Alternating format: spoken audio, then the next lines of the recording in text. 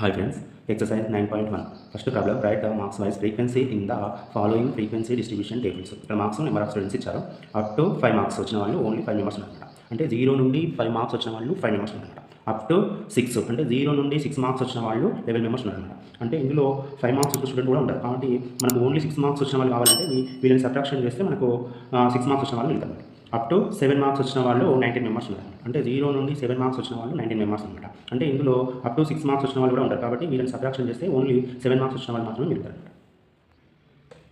ఇక్కడ frequency distribution tables, ఇక్కడ marks number of students.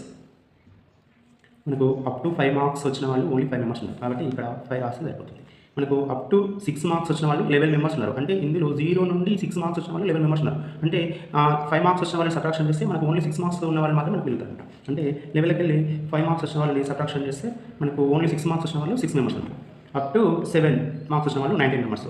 19లోకి వెళ్ళి ఈ 11 మెంబర్స్ని సబ్ట్రాక్షన్ చేస్తే మనకు ఓన్లీ 7 మార్క్స్ వచ్చిన వాళ్ళు మాత్రం మిగులుతారు. అంటే 8. అప్ టు 8 వచ్చిన వాళ్ళు 31 మెంబర్స్. అందులోకి వెళ్ళి 19 మెంబర్స్ని సబ్ట్రాక్షన్ చేస్తే మనకు ఓన్లీ 8 మార్క్స్ వచ్చిన వాళ్ళు 12 మెంబర్స్ ఉన్నారు. ఇంకో అప్ టు 9 40. అందులోకి వెళ్ళి 31 మెంబర్స్ సబ్ట్రాక్షన్ చేస్తే మనకు ఓన్లీ 9 మార్క్స్ వచ్చిన వాళ్ళు 9 మెంబర్స్ ఉన్నారు. అప్ టు 10 వచ్చిన వాళ్ళు 40 మెంబర్స్. 45కి వెళ్ళి 40 మెంబర్స్ని సబ్ట్రాక్షన్ చేస్తే మనకు ఓన్లీ 10 మార్క్స్ వచ్చిన వాళ్ళు 5 మెంబర్స్ ఉన్నారు. అంటే అప్ టు 5 మార్క్స్ వచ్చిన వాళ్ళు 5 members, up to only 6 marks వచ్చిన వాళ్ళు 6 మెంబర్స్, ఓన్లీ 7 మార్క్స్ వచ్చిన వాళ్ళు 8 మెంబర్స్, 8 మార్క్స్ వచ్చిన వాళ్ళు 12 మెంబర్స్, ఓన్లీ 9 మార్క్స్ వచ్చిన వాళ్ళు 9 మెంబర్స్, ఓన్లీ 10 మార్క్స్ వచ్చిన వాళ్ళు 5 మెంబర్స్. ఈ టోటల్ యాడ్ చేస్తే 45 మెంబర్స్ రావాలి. ఈ విధంగా ఫ్రీక్వెన్సీ డిస్ట్రిబ్యూషన్ టేబుల్ని తయారు చేయాలి. Second problem, the blood group of 36 students of 9th class are recorded as following.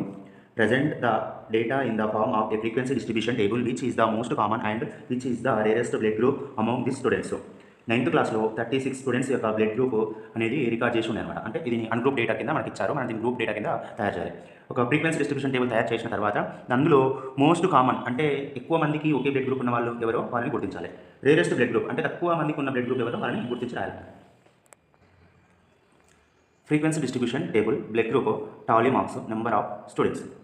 ఇందులో మనకు ఏబి అనే బ్లడ్ గ్రూప్లు కనిపిస్తున్నాయి. కాబట్టి మనం ఏబిఓ బ్లడ్ గ్రూప్ రాయాలి. ఏ ప్లస్ 1 ఓ ఏ.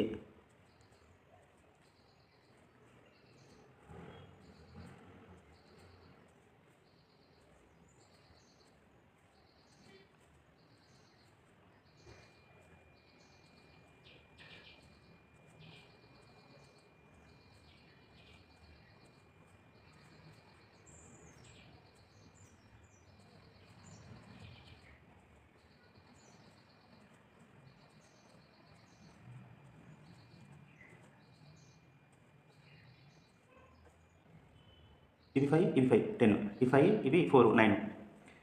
బి బ్లడ్ గ్రూప్ అనేది 2 ఉన్నాయి 2. ఓ బ్లడ్ గ్రూప్ 5 10 15 ఉన్నాయి. మన టోటల్ ఎంత రావాలి? 36. టోటల్ 36. టాలీ అయిందో లేదో ఒకసారి క్యాలిక్యులేషన్ చేసుకోవాలి. 10 19 ఇక్కడ 21 39 36 15 36.